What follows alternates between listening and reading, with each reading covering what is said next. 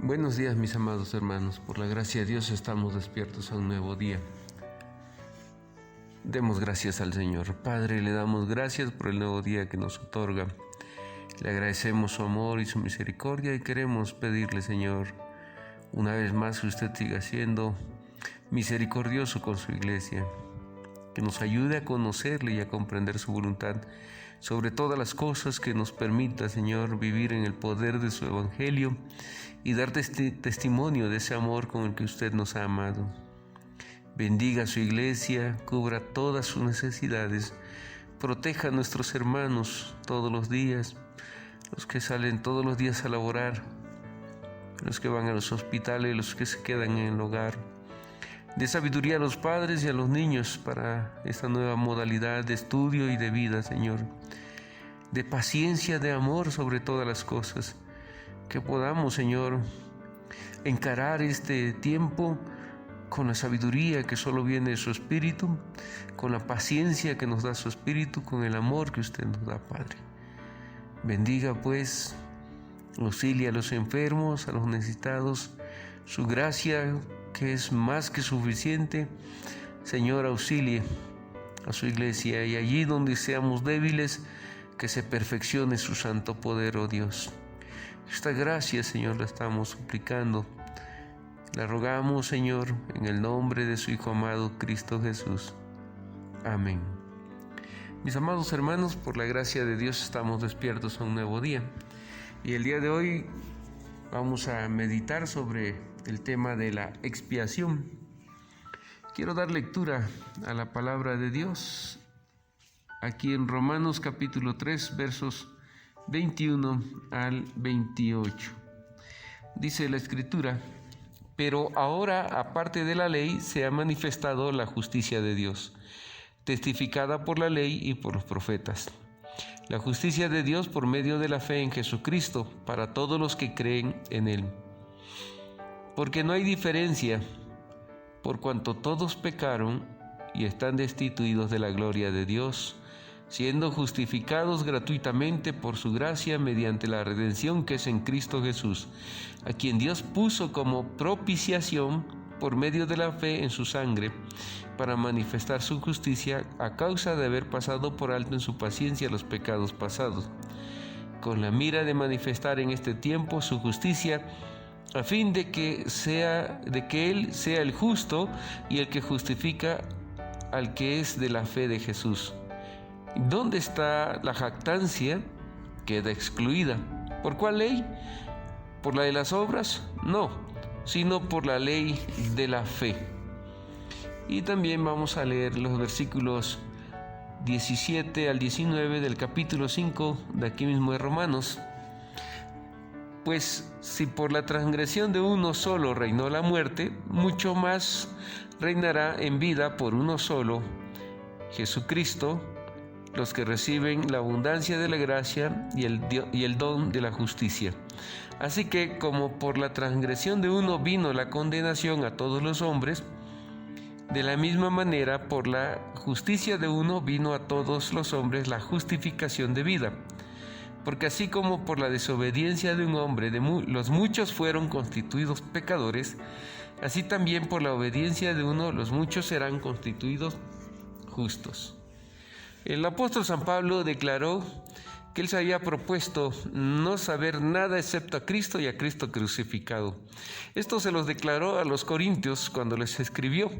Ellos abundaban y les encantaba discutir sobre muchos temas filosóficos. Pablo ya no tenía más propósito en su vida que no sea el conocer a Cristo y predicar a Cristo y a este crucificado. Esta era la forma en que el apóstol tenía para resaltar la importancia extrema que tiene la cruz en el cristianismo. La doctrina de la expiación es central para cualquier doctrina cristiana. Uno de los reformadores dijo que el cristianismo era una teología de la cruz. Esta expresión es de Lutero. La figura de la cruz es el símbolo universal del cristianismo. Doquiera que haya una iglesia, esta se identifica justamente con la cruz. El concepto de expiación se remonta al Antiguo Testamento cuando Dios instituyó un sistema por el cual el pueblo de Israel podía expiar sus pecados. Esto lo podemos ver en todo el libro de Levíticos. Siendo Él un Dios santo, y no habiendo una manera de acercarse a este Dios tan santo por causa del pecado del pueblo, Dios estableció justamente este sistema de sacrificios mediante el cual el pueblo podía expiar sus pecados y así acercarse a este Dios santo. Expiar significa reparar, corregir lo que está mal. Tanto el Antiguo como el Nuevo Testamento dejan bien en claro que todos los seres humanos somos pecadores. Como nuestros pecados han sido contra un Dios santo e infinito que ni siquiera puede contemplar el pecado, la expiación es necesaria para poder restablecer la comunión con nuestro Dios. Por eso también se declara que sin derramamiento de sangre no hay remisión de pecados. Como el pecado alcanza hasta nuestras mejores obras, todos nosotros somos incapaces de realizar un sacrificio que sea lo suficientemente bueno. Esto también lo vemos declarado en el libro del profeta Isaías. En el capítulo 64, verso 6, dice: si bien todos nosotros somos como suciedad, y todas nuestras justicias como trapo de inmundicia, y caímos todos nosotros como la hoja, y nuestras maldades nos llevaron como el viento. Qué profunda expresión del profeta Isaías, que cuando él en el capítulo 6 tuvo ese encuentro con Dios, ¿verdad? Nos habla de que en esa visión que él tuvo se le declara a Dios santo, santo, santo. 3 veces santo se le llama a nuestro Dios en esa visión que tuvo el profeta Isaías.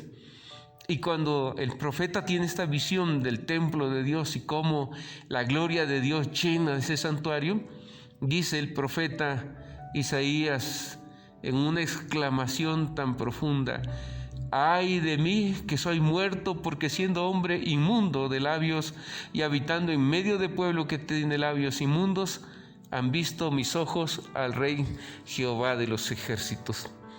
Esa es la expresión de todo hombre que se encuentra ante un Dios santo. Nuestros pecados son tan grandes que al estar frente a un Dios tan santo, nosotros debemos ser considerados como muertos.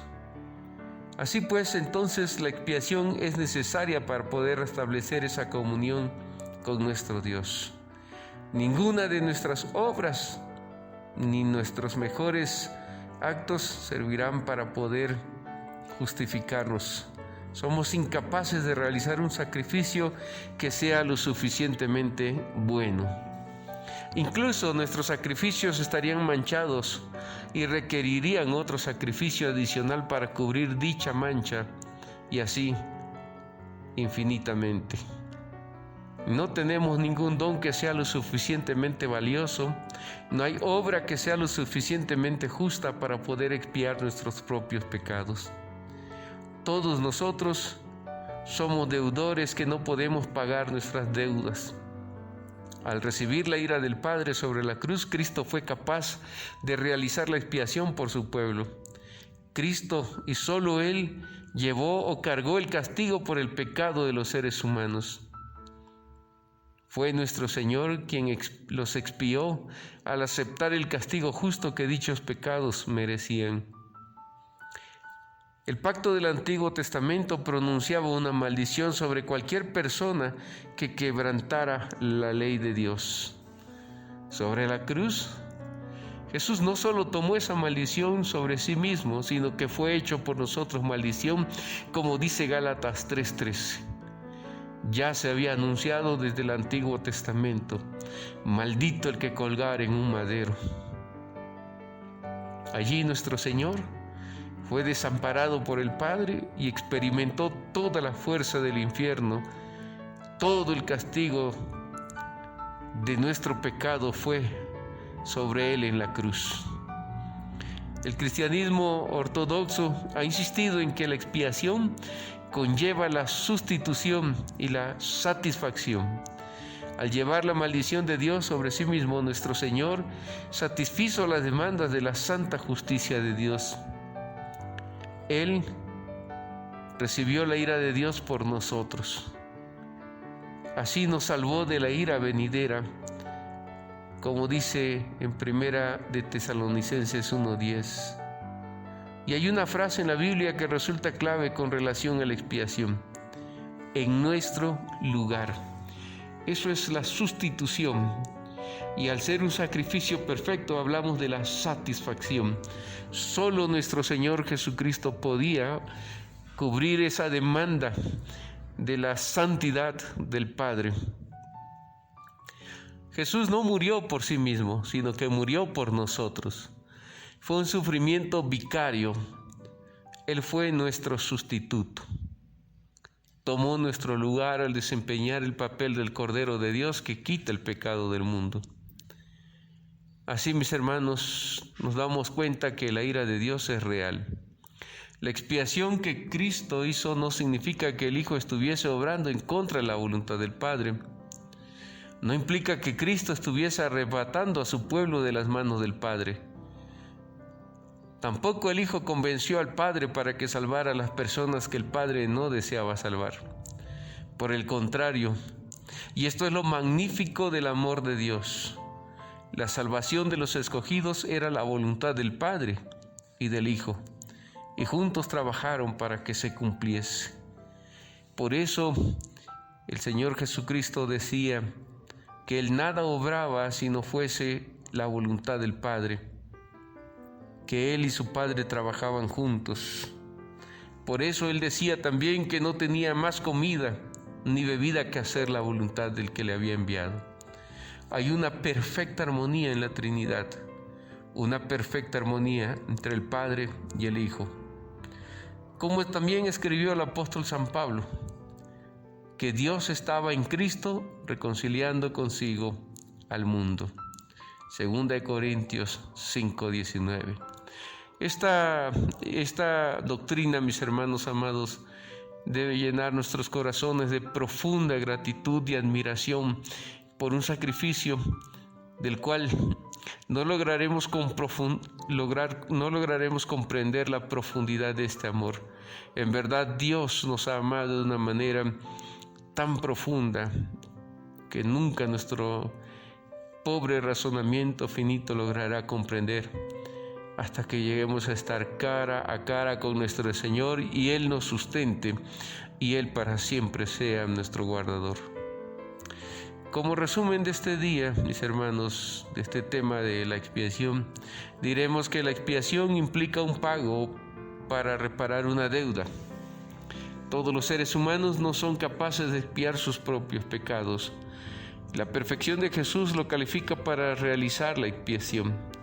Fue Cristo quien llevó la maldición del antiguo pacto, y la expiación de Cristo fue una obra de sustitución y una obra de satisfacción. El Padre y el Hijo trabajan en armonía para lograr nuestra reconciliación. Los pasajes bíblicos para la reflexión con los cuales usted puede meditar y leer en casa: Romanos 3:21 al 28, Romanos 5:17 al 19, los cuales le di lectura. Usted puede leer estos otros: Efesios 1:7, Filipenses 3:8, 9 al 9 y Tito 3:1 al 7. Mis amados hermanos, alégrense y regocíjense en el amor de Dios y conociendo estas doctrinas maravillosas, y que sirvan de fundamento para la fe y la esperanza que el Señor nos ha dado. Si el Señor lo permite, mañana continuamos con nuestras reflexiones. Dios les bendiga.